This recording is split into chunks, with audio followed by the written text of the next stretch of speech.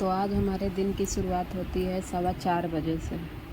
वैसे तो हम 4 बजे उठ गए थे, लेकिन मुंह धुलते फ्रेश होते 4:15 बज गया और 4:15 बजे से अब हम अपना स्टडी कंटिन्यू करेंगे। यानी जो भी टाइम 1 घंटे 1.25 घंटे जो भी है वो हम अपना फर्स्ट स्लॉट कंप्लीट करेंगे। और हम सुबह में 1 से 1.5 घंटे का अपना स्टडी कर लेते हैं। Hello friends, welcome back to my new vlogs. कैसे हैं आप सब? उम्मीद करती हूँ कि आप सब अच्छे होंगे और अपनी तैयारी भी ज़ोरों शोरों से कर रहे होंगे। मैं ऐसा क्यों कह रही हूँ कि ज़ोरों शोरों से?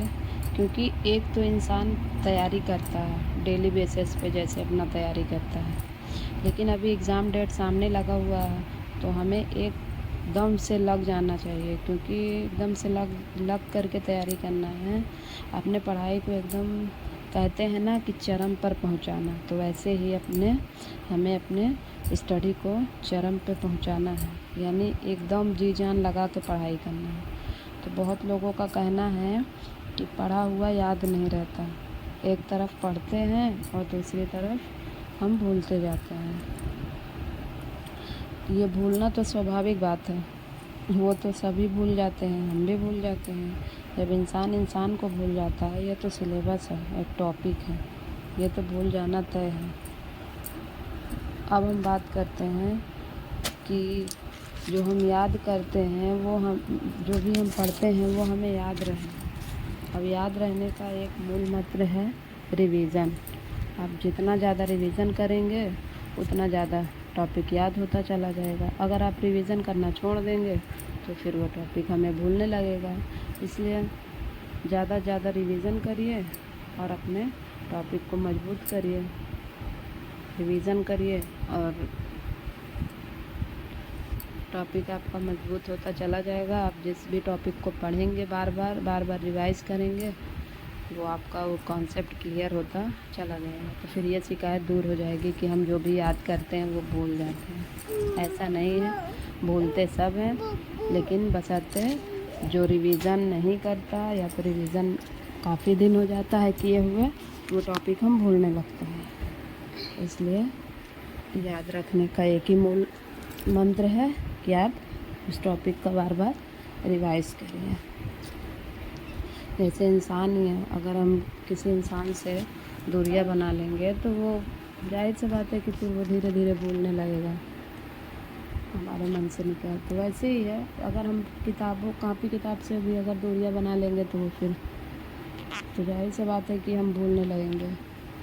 तो रिवीज़न करिए, अच्छे से अपने पढ़ाई करिए और एकदम लग जाइए। एकदम क्या उसको कहा जाता है कि एकदम मतलब दिन रात एक करके लग जाना है, क्योंकि अब ज़्यादा टाइम नहीं बचा है। वैसे भी एग्ज़ाम टीजीटी का दिसंबर में है, पीएचटी का भी अक्टूबर में है, तो पीएचटी वालों के लिए तो और भी कम टाइम है। टीजीटी वालों के लिए भी है, कम ही है, क्योंकि टाइम जाते देर नहीं लगता। इसलिए पढ़ाई को हमें अपने ज़ोरों शोरों से करना है। और जो हाउसवाइफ हैं उनको टाइम का प्रॉब्लम है कि टाइम नहीं निकल पाता पढ़ाई के लिए, हम कैसे पढ़ाई करें? तो फिर वो तो टाइम तो निकालना ही पड़ेगा। जब आपने सपने देखे हैं तो फिर उसके लिए तो आपको कुछ ना कुछ तो करना ही पड़ेगा। तो आपको टाइम खुद निकालना पड़ेगा, खुद मैनेज करना पड़ेगा। आप अपने घर का काम कम करिए, ज़रूरत से ज़्यादा मत करिए, जितनी ज़रूरत है उतना ही काम करिए। उसके बाद एग्ज़ाम के बाद काम होता रहेगा। इसी में अपना थोड़ा करके टाइम निकालिए। बच्चे हैं, बच्चों को सुलाने के बाद जब भी बच्चा सोता है नहीं तो फिर रात का स्टडी रखिए, क्योंकि मेरा तो यही है, मैं रात का ही ज़्यादा रखती हूँ। दिन में बाबू परेशान करता है और क्या बोलते हैं, पढ़ाई बहुत डिस्टर्ब होती है। 15 मिनट 10 मिनट ऐसे ही करके पढ़ाई कराती हूँ दिन में, तो फिर रात में सुला के हम फिर पढ़ाई अच्छे से हो पाती है। तो दोस्तों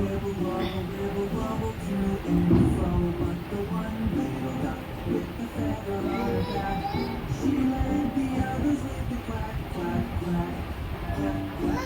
दोस्तों अभी बाबू मेरा उठ गया है, मैं उसके साथ थोड़ा सा खेली।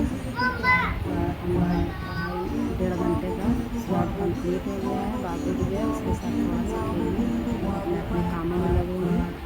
तो दोस्तों बाय बाय, टेक केयर।